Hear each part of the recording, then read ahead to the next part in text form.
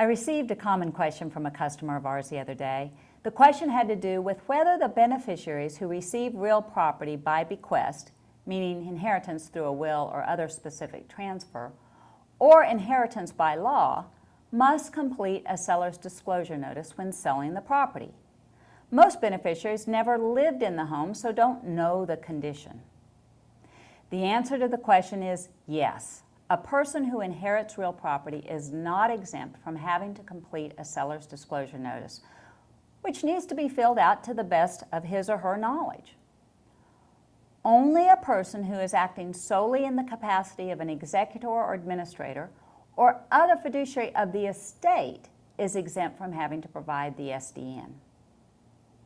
Irrespective of whether the person has to provide the written SDN, any seller, no matter in which capacity they are acting, must disclose defects they know or should have known exist on the property.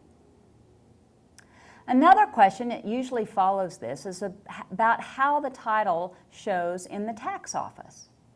I receive many questions about how to get title corrected in the tax records and whether this must be corrected before closing.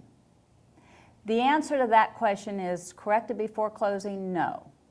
The tax records will be fixed automatically as soon as the probate is filed or the heirship affidavit is filed to show who inherited the property from the deceased. The tax office will pick up the probate or the heirship affidavit from the deed records.